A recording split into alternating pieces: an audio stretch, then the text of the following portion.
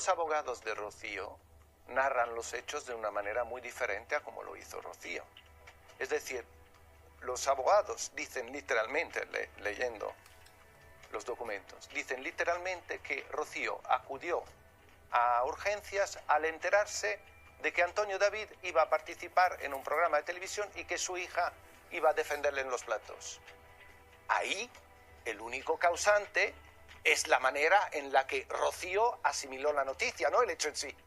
No se había producido todavía. Sí, no se había producido. Sí. De todas formas, Pero quiero decir, encima. O sea, lo que muestra... O sea, porque pongamos las cosas, quiero decir, porque pongamos las cosas objetivamente en su sitio, que esto es un testimonio. Un testimonio que además y luego, son sus vivencias. Pero no se puede hacer un juicio paralelo. Claro, yo creo que nadie podemos cuestionar lo que ella siente, porque lo que ella siente... Ni su dolor que lo tiene. Ni su dolor, ni su manera de interpretar los hechos y todo lo que ha vivido durante este año y cómo le ha afectado. Yo creo que eso es incuestionable y no se puede dudar porque son los sus sentimientos. Se empatiza con el dolor de ella. Pero claro, evidentemente están los hechos. Fijaos que ya lo conté aquí, que el Tribunal Supremo, la condena a costas a ella. Es decir, que también es un dato significativo, que el Ministerio Fiscal recurre porque el juzgado número 1 de violencia de género en el 17, cuando ella presenta todo, de Alcobendas, de violencia de género, cuando ella presenta todo, cuando a ella le toman declaración, que se ha dicho que ella no se ha podido expresar delante de un juez, y no es cierto, a ella le toman declaración en las preliminares. Es verdad que no ha habido juicio porque no ha habido lugar a que se haga una apertura de juicio oral. A ella le toman declaración.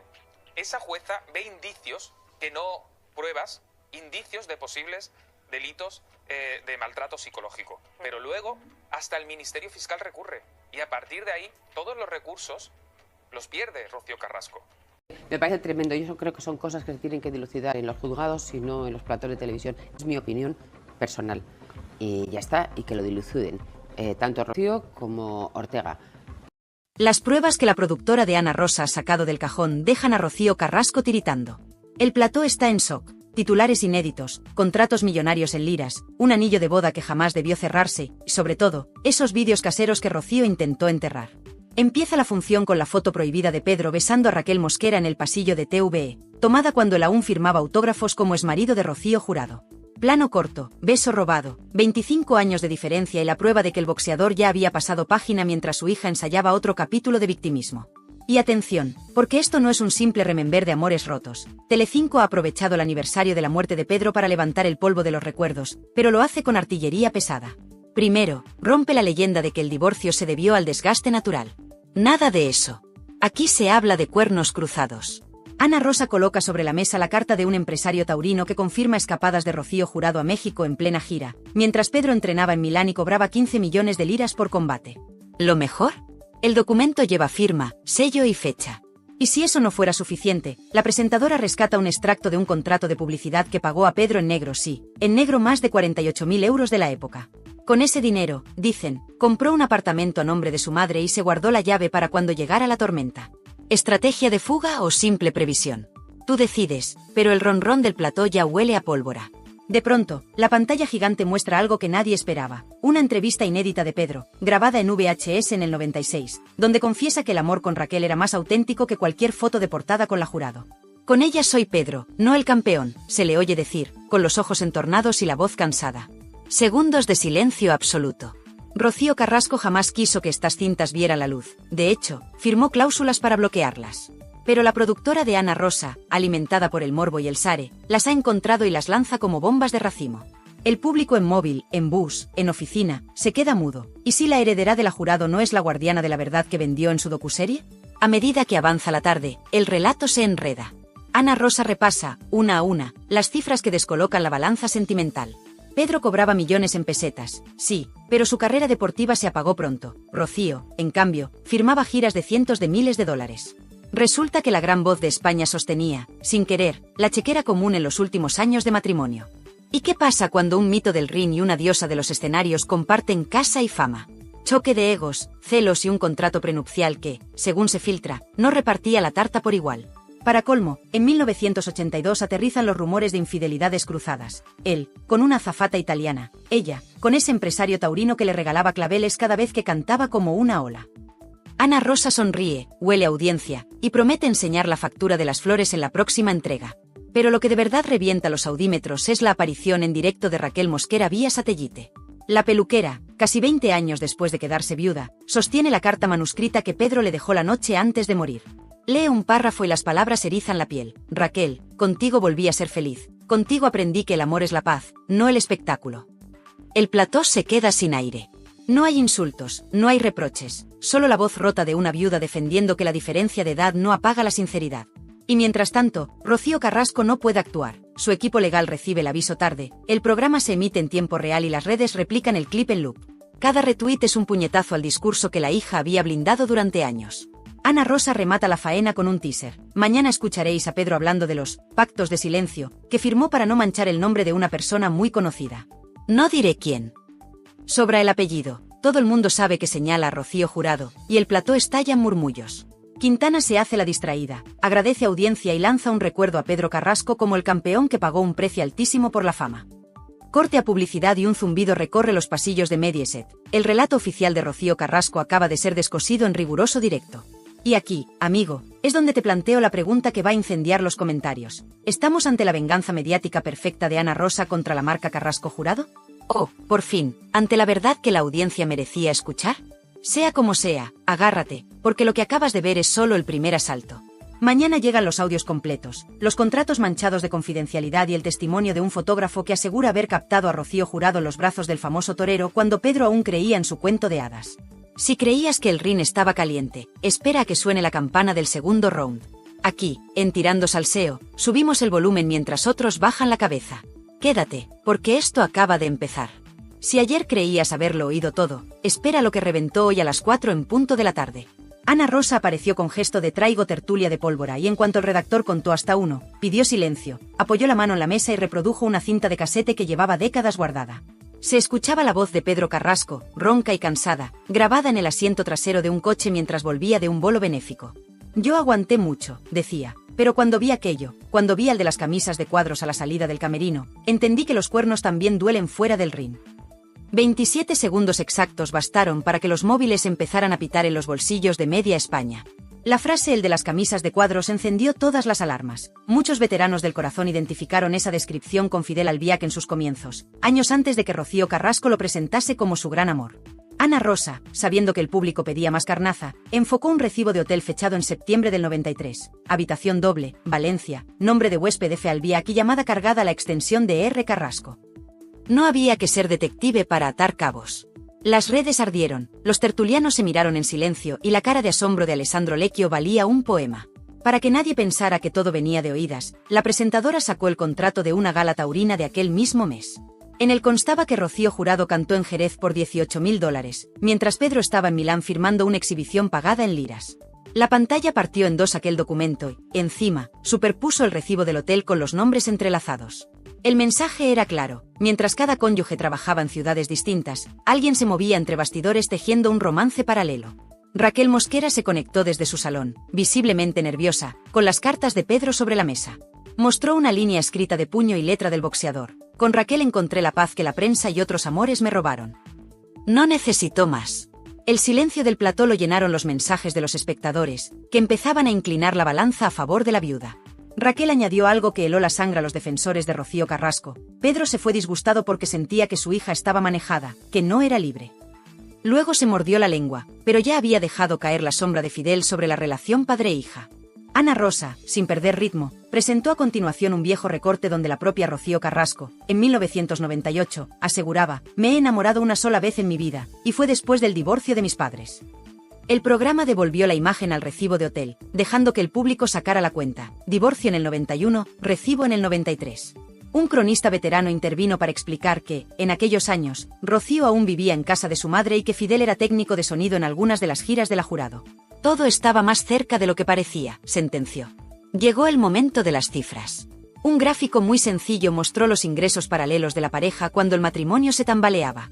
1992, gira de Rocío Jurado por Veracruz, $18.000. 1992, exhibición de Pedro en Roma, 12.000 liras, 7.000 euros de hoy. 1993, una semana después, compra de joyas en Vía Montenapoleone a nombre de R. Carrasco, $6.800. El contraste era brutal, ella multiplicaba contratos y él se mantenía a flote con exhibiciones puntuales. Ana Rosa lanzó la pregunta que muchos se hacían en casa, ¿de verdad la versión oficial es que él era el millonario y ella la sufridora? Más de un espectador se quedó clavado frente al televisor, recordando los relatos emotivos de la docuserie donde la hija pintaba a su padre como el hombre rico que arrastraba a la madre de concierto en concierto. Para meter más leña, un testigo inesperado entró por teléfono. Un antiguo chofer de la familia contó, sin titubeos, que en Navidad del 89 llevó a Pedro a un chalet de la Sierra para un encuentro discreto con una mujer que no era Rocío Jurado. No dio nombre, pero sí dijo que la señora cantaba fandangos y trabajaba en un local de peinados. El plató entero entendió la indirecta a Raquel Mosquera. Según el chofer, aquella noche Pedro volvió con los ojos llorosos y repitió que había encontrado a alguien que le recordaba a su madre, sencilla y sin dobleces. Otro golpe a la versión oficial. Mientras la conversación subía de tono, la dirección del programa recibió un escrito del despacho de Rocío Carrasco pidiendo que no se difundieran documentos privados. Ana Rosa lo leyó en voz alta: solicitamos cese inmediato de la emisión de material íntimo.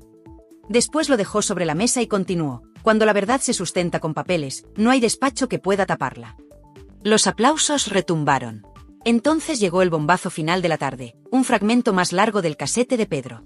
En esa parte, el excampeón confesaba que estaba redactando un nuevo testamento para dejarle su chalet a Raquel y que mi hija ya vive con quien quiere y tiene de sobra. La frase cayó como un martillo. Significaba que el famoso legado Carrasco no iba a ir todo a la rama Jurado Carrasco, como muchos creían. De fondo, la mirada de Raquel se llenó de lágrimas. Los tertulianos empezaron a barajar qué parte de la herencia podría haber cambiado de manos y cómo afectaría eso a las batallas legales pendientes. La tarde terminó con Ana Rosa adelantando que hoy mismo había localizado la póliza de seguro de vida de Pedro, donde figuraba Raquel Mosquera como beneficiaria principal. Y avisó con una sonrisa fría: mañana veremos cuánto dinero cambió de destino aquel enero de 2001. Fue suficiente para que varios patrocinadores reservasen espacio publicitario antes de acabar la emisión. Cuando las luces del plató se apagaron, quedaban flotando 3 preguntas que iban a incendiar sobremesas, cenas y redes sociales. ¿Conocía Rocío Carrasco la relación exacta de su padre con Fidel antes de que su madre falleciera? ¿Cuántos papeles más guardan los archivos olvidados de Televisión Española y de las productoras de los 90? ¿Volverá a hablar Raquel Mosquera o preferirá aguardar el próximo movimiento legal de la heredera?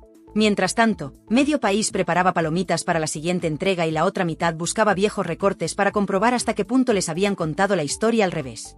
Unos querían justicia para el campeón, otros ansiaban ver caer a la hija que monopolizó los platós, y todos sabían que Ana Rosa apenas había desplegado la primera carta del mazo. La partida seguía en marcha, y cada palabra nueva de Pedro en aquellas cintas prometía un golpe directo a la mandíbula del relato oficial. Nada más empezar el programa, Ana Rosa alzó un papel con membrete bancario suizo, lo agitó ante la cámara y soltó: aquí está, el dinero que nadie quería enseñar. Ni sintonía ni presentación, fue una bofetada directa al público. El documento, con fecha de abril de 1994, mostraba un ingreso de 137.000 francos suizos a nombre de R. Jurado, procedente de una sociedad radicada en Nassau. Acto seguido, la presentadora dio paso a un especialista en finanzas que tradujo la cifra a nuestra moneda: más de 18 millones de pesetas de aquella época, casi 110.000 euros de hoy. Con esto, añadió, se pagó un lote de joyas y se reservó un ático en Miami. La mesa se quedó muda. El público, en casa, apretaba la taza de café. La artista, siempre retratada como la esposa sufridora de un boxeador millonario, manejaba, en realidad, fortunas que no aparecían en ningún reportaje de los 90. Con la pantalla partida, el programa emitió el extracto de una cuenta corriente a nombre de Pedro Carrasco. Apenas 300.000 pesetas a crédito, menos de 2.000 euros, el mismo mes que la Jurado ingresaba aquella lluvia de francos. Ana Rosa no necesitó frases grandilocuentes, bastó con apuntar a la diferencia y preguntar: ¿por qué se dijo durante años que Pedro era el rico y Rocío la sacrificada? El desconcierto cruzó el plató, los tertulianos rebuscaban en sus notas y un ronrón de indignación crecía en redes. Al otro lado del teléfono, un viejo representante de artistas confirmó que, tras la boda, todos los contratos de la cantante incluían una cláusula de confidencialidad sobre honorarios, para evitar celos y comentarios. Esa palabra, celos, flotó como un fantasma. ¿Había celos también en la hija que ahora perdía el control del relato? No dio tiempo a procesar el dato cuando Ana Rosa pinchó a Raquel Mosquera en directo. La viuda, más firme que el día anterior, mostró 2 recibos de la clínica de fertilidad a la que acudió con Pedro en 1999. Cada ciclo costó 700.000 pesetas y lo pagó él con un cheque a su nombre. Raquel añadió una frase que golpeó duro: Pedro quería otro hijo para demostrarle al mundo que aún tenía fuerza, y se le rompió el corazón cuando supo que su patrimonio no alcanzaba para blindar a ese bebé del ruido mediático. El plató enmudeció. Un tertuliano dejó caer que quizá el boxeador temía que la herencia quedara en disputa con su primera hija. Raquel, sin pestañear, sacó un tercer papel, la póliza de seguro de vida con ella como beneficiaria principal y una nota manuscrita de Pedro que decía, para nuestra futura familia. Una bofetada al argumento de Rocío Carrasco sobre el capricho pasajero del segundo matrimonio. Mientras los móviles hervían, Ana Rosa sacó su siguiente as de la manga, un reportaje cargado de nostalgia, con imágenes de archivo donde Pedro recibe un ramo de claveles rojos después de un bolo, ramo enviado, según la carta adjunta, por un gran amigo mexicano que te admira. La tarjeta estaba firmada con iniciales imposibles de confundir, OCF. El realizador congeló la imagen y el rótulo dejó claro lo que medio país ya intuía, OCF igual a Ortega Cano. En ese instante, los mensajes en WhatsApp se dispararon. Si el diestro enviaba flores al boxeador, era un gesto de camaradería o un detalle encubierto para Rocío Jurado. A la media hora de programa, llegó otro audio inédito de Pedro. Esta vez se le escuchaba en tono íntimo, grabado, según el rótulo, durante una sobremesa de Navidad de 1995. La fama mata lo que toca, decía, y si a la fama le sumas la ambición, te quedas solo. Añadía que a mi niña la están vistiendo de muñeca y no se da cuenta. En el plató, el eco de esas palabras fue un mazazo. Pedro denunciaba, sin nombrarlos, la influencia de la madre y de Fidel sobre Rocío Carrasco. Tras la grabación, Ana Rosa miró al público y sentenció, un padre pidiendo ayuda en mitad de una cena familiar. ¿Dónde estaba la que hoy presume de haberlo protegido? El silencio se hizo tan denso que se cortaba. Como remate, el programa sacó los recibos de las flores que Rocío Jurado recibía en cada estreno de disco. Uno de ellos, fechado en 1991, ascendía a 60.000 pesetas. La tarjeta la firmaba F. Albiac, entonces ayudante de escenario. El contertulio Luis Rollán, amigo de la Jurado, se pasó la mano por la frente y admitió que nunca había visto aquel gasto. Pero lo cierto es que Fidel se movía cerca de la familia desde mucho antes de lo que cuenta la versión oficial. Fue la frase que detonó el hashtag #Fidel desde el principio. En paralelo, llegó un comunicado del despacho de Rocío Carrasco. Esta vez, le llamaron nota legal, exigiendo rectificaciones. Ana Rosa lo leyó sin anglicismos ni tecnicismos. La señora Carrasco exige que se respete su intimidad y que no se difundan más documentos privados. La presentadora levantó la vista y con voz serena respondió, nosotros respetamos la ley, pero respetamos aún más la memoria de Pedro Carrasco, que no pudo defenderse en vida. El plató estalló en aplausos. El público mayor, el de esa franja de 55 años que sigue la sobremesa, entendió cada palabra. Y la emoción cruzó la pantalla. Mensajes de apoyo a Raquel se multiplicaron y hasta espectadores que antes estaban con la docuserie empezaban a dudar. Para cerrar la jornada, Ana Rosa se guardó un gancho final. Conectó con un notario jubilado que atendió a Pedro en 2000. El hombre mostró una copia autenticada de un borrador de testamento, no el definitivo, con una cláusula sorprendente. Legaba a Raquel el 50% de los derechos de imagen que aún generara su nombre. Aquello dinamitó la creencia de que todo lo que producía la leyenda Carrasco pertenecía a Rocío Carrasco. El notario aseguró que ese borrador existió, aunque no sabe si se firmó antes del infarto. Prometió enviar el documento completo al programa si la familia no lo impugnaba. El suspense quedó servido. Todo esto en hora y media de directo. Las reacciones fueron inmediatas. Los espectadores mayores compartían recuerdos de las galas de Rocío Jurado y comparaban fechas con los extractos suizos. Los más jóvenes abrían hebras de Twitter sobre manipulación familiar y gastaban memes con flores de 60.000 pesetas. La propia productora de Rocío Carrasco filtró algunos digitales que estudiaba denunciar revelación de secretos, pero la bola de nieve ya rodaba. Ana Rosa cerró con una mirada al objetivo y una promesa. Mañana mostramos el parte médico donde el cardiólogo de Pedro advierte, estrés familiar mantenido como factor de riesgo. Y veremos quién provocaba ese estrés. Sin despedidas grandilocuentes, solo una última frase para la audiencia que, a esas alturas, estaba pegada al sillón. No cambien de canal, que esto solo acaba de empezar. El SARE se disparó hasta rozar el 21% y el zumbido de los móviles confirmó que el país entero pedía más. ¿Conclusión? No hubo cortina de humo ni Toby Continued en inglés, simplemente un hasta mañana que huele a más papeles, más cintas y más secretos de un clan que, por primera vez, ya no controla la versión oficial.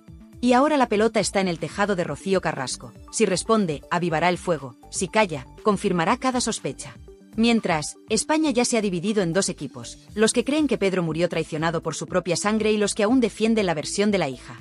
Se avecina tormenta y, con ella, la certeza de que el salseo no entiende de treguas, ni de silencios. Cuando parecía que ya lo habíamos escuchado todo, Ana Rosa regresó al plató con una nueva bomba que dejó al país con el café a medio tomar. Un documento legal firmado en 1996 donde Pedro Carrasco solicitaba la revisión de la custodia compartida de su hija. El público se quedó de piedra. ¿Pedro había querido volver a tener contacto regular con Rocío Carrasco cuando ésta ya vivía bajo la influencia de Fidel? La respuesta estaba ahí, con el membrete del Juzgado de Familia de Madrid y la firma del exboxeador. El motivo alegado era claro y contundente: cambios en el entorno de convivencia de la menor que afectan a su estabilidad emocional. La frase encendió todos los platós de televisión como un cerillo en un charco de gasolina. Acto seguido, Ana Rosa sacó lo que calificó como el parte médico que prometimos ayer, un informe emitido por el cardiólogo de Pedro, fechado apenas 5 meses antes de su muerte, en el que se especificaba que sufría arritmia agravada por estrés familiar mantenido, entorno tóxico y ansiedad situacional crónica. Ningún nombre, claro, pero las piezas encajaban como un dominó de cristal a punto de estallar. El plató se congeló. Los tertulianos se miraban entre ellos, sabiendo que esta vez la acusación no venía de rumores, sino de un informe clínico. «Esto ya no es salseo, es tragedia griega», susurró uno. Raquel Mosquera, una vez más, se conectó desde su salón, esta vez con una camisa blanca impecable, sin apenas maquillaje y con los ojos hinchados. Pero habló. Y vaya si habló. Sacó de su bolso un pequeño marco con una foto en blanco y negro, Pedro en bata de entrenamiento, ella abrazada a su cintura. «Esto fue el día que le dijeron que Rocío no le cogía el teléfono desde hacía 3 meses», dijo. Y añadió: «Esa noche lloró como un niño. Me dijo, me han robado a mi hija y encima me llaman manipulador». El plató entero se vino abajo. La audiencia se fundía con la pantalla. El dolor atravesaba como un cuchillo de mantequilla. Raquel, entre lágrimas, terminó diciendo: «Yo no soy periodista, pero el Pedro que yo conocí no mentía. Se murió pensando que su hija ya no era su hija». En ese instante, Ana Rosa detuvo el ritmo y pidió silencio. «Señoras y señores», dijo con una solemnidad casi fúnebre, «vamos a emitir ahora el audio más delicado de todos». El silencio era total. Ni un estornudo. Ni un clic de bolígrafo. Solo tensión. Y entonces se escuchó. Era la voz de Pedro Carrasco, grabada en un contestador automático. «Rocío, soy papá. Solo quería saber si te hace falta algo. Llamo mañana otra vez. Un beso». La fecha era 1998. 3 llamadas así se reprodujeron. En ninguna hubo respuesta. Ana Rosa miró al público. «No son acusaciones. Son hechos». El siguiente bloque fue aún más brutal. Se conectó en directo una enfermera que trabajó en la clínica donde Pedro fue ingresado en 2000 por una crisis nerviosa. Lo contó sin filtros. Pedro llegó descompuesto. Repetía que se sentía solo, traicionado, que se había equivocado con la persona que había dejado que criara a su hija. Alguien preguntó si hablaba de Rocío Jurado. Ella, sin pestañear, dijo: «No». Hablaba del chico ese, el de las camisas de cuadros. El fantasma de Fidel volvía a asomar como un espectro incómodo en cada frase.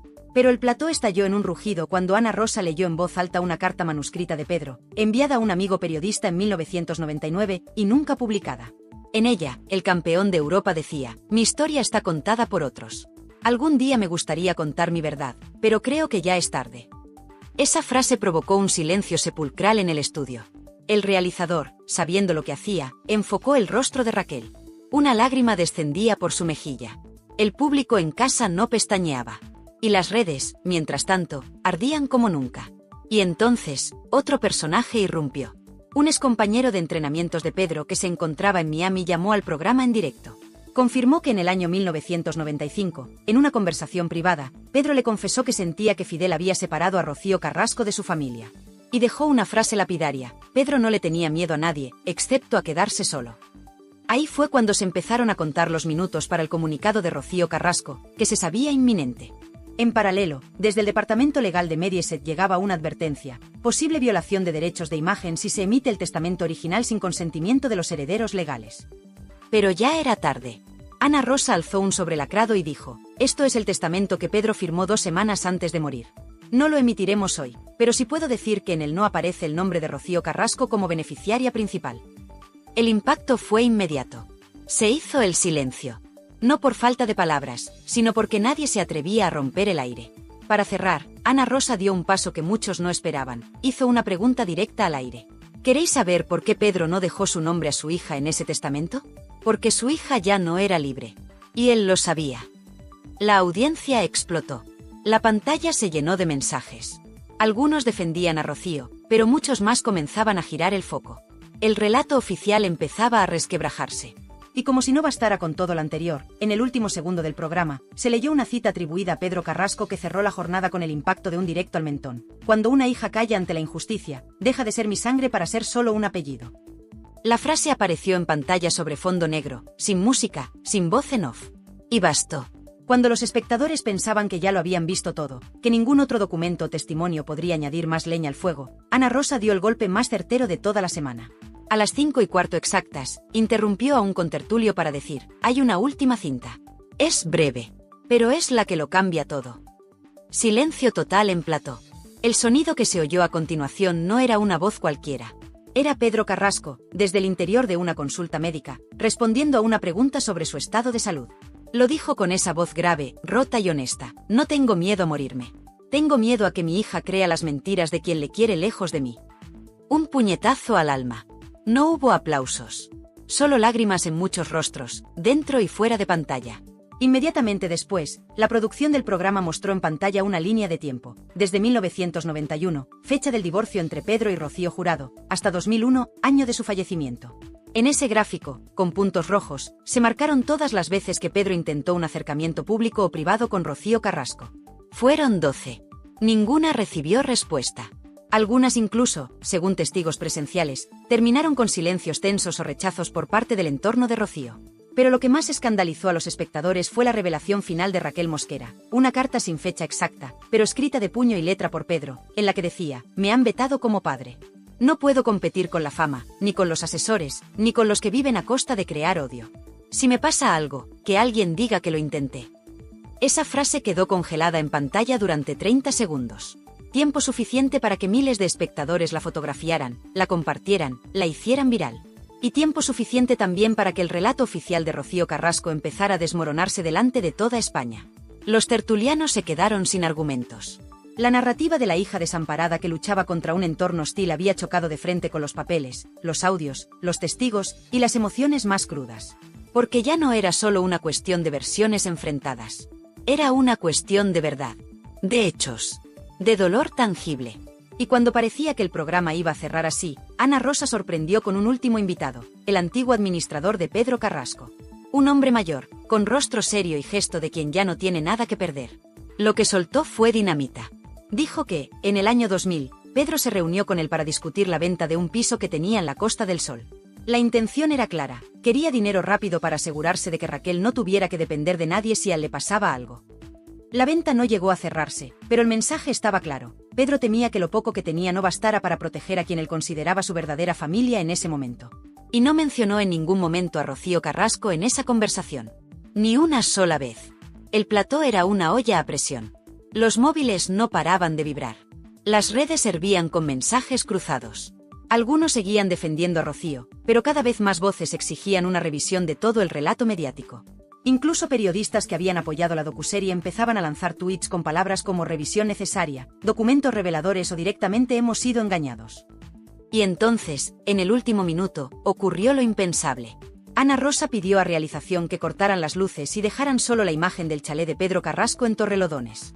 En pantalla, una cámara lenta mostraba el portón de entrada, una bugambilla que trepaba por la verja, y la voz en off de Pedro, rescatada de archivo, diciendo: este es mi rincón de paz. Aquí fui feliz. Nada más. No hizo falta ningún editorial, ninguna conclusión. Ese plano silencioso, cargado de melancolía, fue el clavo en el ataúd de la historia oficial que durante décadas nos habían contado. Al terminar la emisión, Telecinco tuvo que emitir un comunicado reconociendo que los documentos presentados eran auténticos, y que cualquier derecho a réplica por parte de Rocío Carrasco quedaba garantizado. Pero ella, hasta ese momento, no dijo ni una palabra. El país entero estaba dividido. Las sobremesas de 500.000 de hogares se habían transformado en juicios improvisados. En peluquerías, panaderías y autobuses se repetían las frases de Pedro como mantras. En redes, los hashtags almohadilla Pedro Carrasco tenía razón y almohadilla la verdad de Raquel Mosquera arrasaban en tendencias. Y en medio de todo este terremoto, solo una pregunta quedaba flotando: ¿quién repara el daño hecho cuando la verdad llega demasiado tarde? En medio de tanto documento desenterrado, de audios que nadie esperaba, de cifras que rompen el relato oficial, y de silencios que ahora pesan como losas, una verdad empieza a abrirse paso entre las grietas del pasado. La historia que nos contaron no era toda la historia. Pedro Carrasco, el campeón, murió con más preguntas que respuestas, con más cariño en su corazón que poder en sus manos, y con una sensación amarga, la de que alguien, más cerca de lo que pensaba, quería reescribir su vida en tercera persona. ¿Era Fidel? ¿Era Rocío Carrasco? ¿Era una maquinaria mediática que supo aprovecharse de una familia rota? Porque aquí lo que de verdad se pone sobre la mesa no es una factura suiza ni una póliza de seguros. Es el derecho de un hombre, un padre, un marido, un luchador, a que se escuche su versión. Y durante demasiado tiempo, esa versión fue silenciada. ¿Y qué ha hecho Ana Rosa? Ni más ni menos que lo que la audiencia pedía a gritos: abrir el cajón, sacar los papeles y dejar que hablen los hechos. Ni ediciones emocionales, ni cortinas de victimismo, ni llantos premeditados. Solo verdad, aunque duela. Solo verdad, aunque incomode. El vídeo del casete con la voz de Pedro diciendo: mi hija ya ha elegido con quién vivir, y yo no la reconozco, dejó helada a media España. Esas palabras, dichas sin rencor pero con tristeza, revelan algo mucho más profundo que una pelea familiar, una fractura generacional y emocional que no se ha querido ver. Y la gran pregunta, la que retumba tras cada minuto de emisión, es: ¿dónde estaba Rocío Carrasco mientras todo esto ocurría? ¿Por qué no contestó a estas pruebas cuando tuvo todo un documental para hacerlo? ¿De verdad nos creímos que su padre era un hombre distante y millonario, que no quería saber nada de ella? Porque, y esto es lo más duro de decir, a veces, el relato de una víctima mal contado puede convertirse en el verdugo de la verdad. Ana Rosa ha expuesto papeles. Raquel Mosquera ha mostrado recibos. Han hablado testigos que llevaban años callados. Y todos coinciden en una idea: Pedro Carrasco no fue el hombre frío que quisieron pintar. Fue un padre preocupado, un marido entregado en su segunda oportunidad, y un profesional que lo perdió todo menos su dignidad. Y ahora, ¿qué hacemos con esto? Pues lo primero, no mirar a otro lado. Porque tú, que estás viendo esto, tienes derecho a saberlo todo. Tienes derecho a ver las dos caras de la moneda. Y también tienes derecho a indignarte, claro que sí. Porque ¿cuántos años llevamos tragando relatos construidos por equipos de guionistas, por productoras millonarias, por gente que vive del victimismo mientras otros no pueden ni defenderse? Y eso, precisamente eso, es lo que este canal quiere evitar. Aquí estamos para ponértelo todo sobre la mesa. Para que tú pienses, para que tú decidas. Para que nadie te diga cómo debes sentirte. Si hoy has sentido rabia, si se te ha escapado una lágrima, si se te ha revuelto el estómago escuchando a Pedro decir que su hija estaba manejada, es porque algo no cuadra. Y ya es hora de que empiece a cuadrar. Déjanos tu comentario. ¿Tú crees que Rocío Carrasco sabía todo esto? ¿O era ella también una víctima manipulada por Fidel? ¿Quién está detrás del relato que nos colaron durante años? Comparte este vídeo si tú también crees que la verdad no necesita efectos especiales ni música triste de fondo. Solo necesita que la dejen hablar. Suscríbete a Tirando Salseo si quieres que sigamos destapando todo lo que la tele tradicional no se atreve ni a mencionar. Aquí no hay filtros. Aquí hay papeles. Aquí hay verdad. Y recuerda una cosa, el salseo no es solo cotilleo. El salseo, cuando se hace con rigor, con documentos y con memoria, se convierte en justicia televisiva. Y si este vídeo te ha abierto los ojos, imagina lo que viene mañana. Nos vemos en el próximo vídeo, pero esta vez, con los guantes puestos. Porque la pelea por la verdad acaba de comenzar. Los abogados de Rocío narran los hechos de una manera muy diferente a como lo hizo Rocío. Es decir, los abogados dicen literalmente, leyendo los documentos, dicen literalmente que Rocío acudió a urgencias al enterarse de que Antonio David iba a participar en un programa de televisión y que su hija iba a defenderle en los platos. Ahí, el único causante es la manera en la que Rocío asimiló la noticia, no el hecho en sí. No se había producido todavía. Sí, no se había producido. De todas formas, pero quiero decir, encima. O sea, lo que muestra... ¿Sabes? Porque pongamos las cosas, quiero decir, porque pongamos las cosas objetivamente en su sitio, que esto es un testimonio. Un testimonio que además y luego, son sus vivencias. Paralelamente, pero no se puede hacer un juicio paralelo. Claro. Yo creo que nadie podemos cuestionar lo que ella siente, porque lo que ella siente... Ni su dolor que lo tiene. Ni su dolor, ni su manera de interpretar los hechos y todo lo que ha vivido durante este año y cómo le ha afectado. Yo creo que eso es incuestionable y no se puede dudar porque son los sus sentimientos. Se empatiza con el dolor de ella. Pero claro, evidentemente están los hechos. Fijaos que ya lo conté aquí, que el Tribunal Supremo, la condena a costas a ella. Es decir, que también es un dato significativo, que el Ministerio Fiscal recurre porque el juzgado número 1 de violencia de género en el 17, cuando ella presenta todo, de Alcobendas, de violencia de género, cuando ella presenta todo, cuando a ella le toman declaración, que se ha dicho que ella no se ha podido expresar delante de un juez, y no es cierto, a ella le toman declaración en las preliminares. Es verdad que no ha habido juicio porque no ha habido lugar a que se haga una apertura de juicio oral. A ella le toman declaración. Esa jueza ve indicios, que no pruebas, indicios de posibles delitos de maltrato psicológico. Pero luego hasta el Ministerio Fiscal recurre. Y a partir de ahí, todos los recursos los pierde Rocío Carrasco. Me parece tremendo. Yo creo que son cosas que se tienen que dilucidar en los juzgados y no en los platos de televisión. Es mi opinión personal. Y ya está, y que lo diluciden. Tanto Rocío como Ortega.